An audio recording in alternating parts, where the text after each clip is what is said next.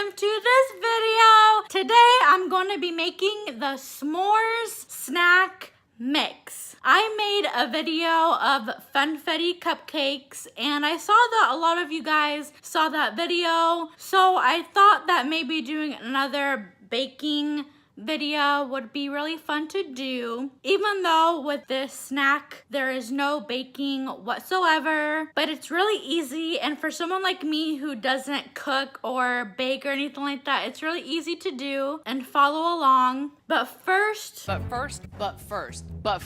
let's go get the ingredients. So now we're at the store and we have a bowl that we're gonna use to mix up the ingredients. I also have 2 mason jars that are also like mugs, and we're gonna use this to melt the chocolate. And then I also have a planner here that I'm going to use to write down YouTube videos so that way I can be somewhat productive. So we're at the grocery store and the first ingredient we need is Golden Grahams cereal. And then you want some Nestle milk chocolate, white chocolate chip. Next, you will want some chocolate wafers, but I have some almond bars, which should work just as well. You also want the same thing, but in white chocolate. So they didn't have this ingredient at the other store, but now we have it now.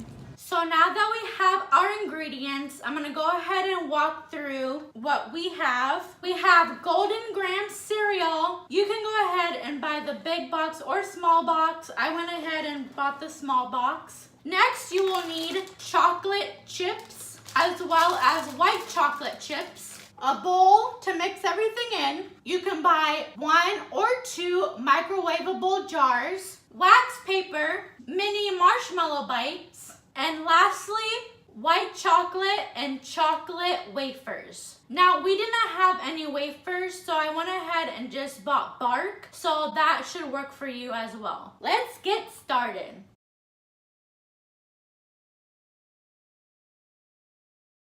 So the first step is to take your Golden Grahams cereal and pour it into the bowl. Also, I want to remind you guys to wash your hands and wash the bowl and the microwavable cups. You can also pour as much or as little of any of these ingredients to your preference. I'm gonna go ahead and just pour the whole cereal.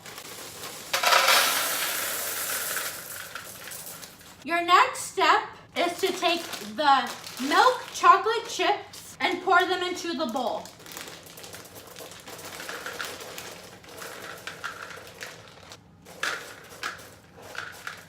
Your third step is to take the white chocolate chips and pour them in as well.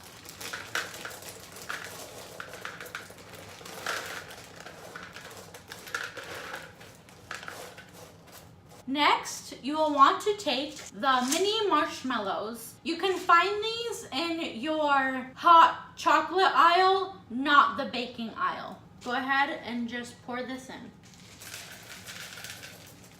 Once all of those ingredients are in the bowl, you can go ahead and mix it up.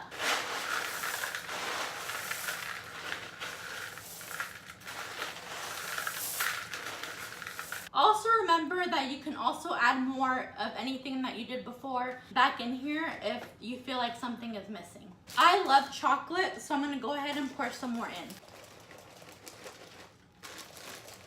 Once you've added anything else, you wanna go ahead and make sure that it's mixed well again. Your bowl should look a little bit like this. Next, you will want to grab a bin like this.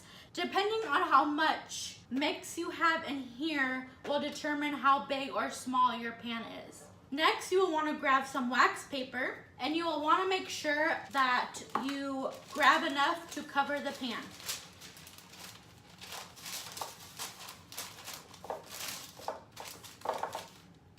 Just like that. Next, you will want to pour your mix into the pan.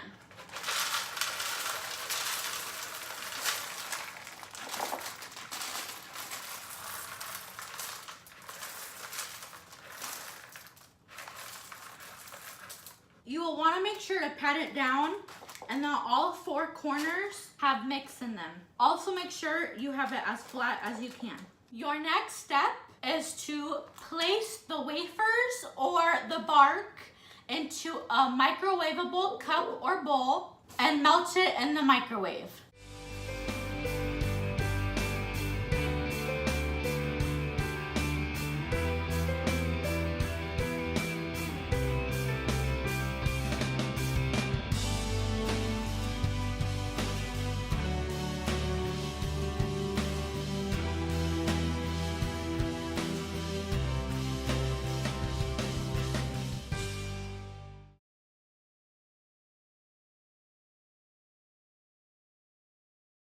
As you guys can see, this is what it looks like when it is put in the microwave for about 2.5 minutes. You may need to grab a spoon and mix it up to make it more of a liquid.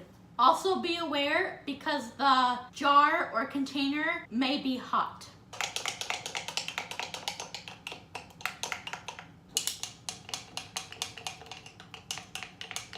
Your next step is to pour the melted chocolates over the mix in the pan.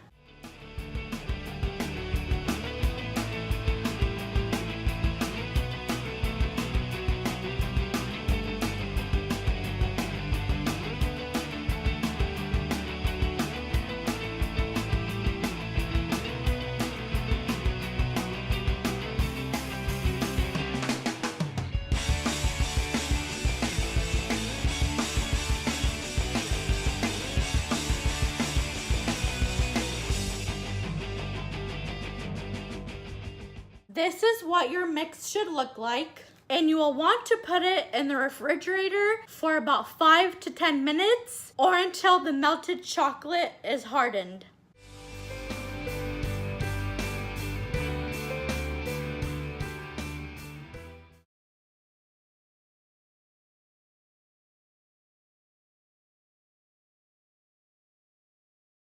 So it took me about 16 minutes for it to freeze, but this is what it should look like. And you will want to break up the mix into small pieces and then put them into a container like this one. You will get chunks like this one, but don't worry if you find a lot of single pieces because it still tastes good.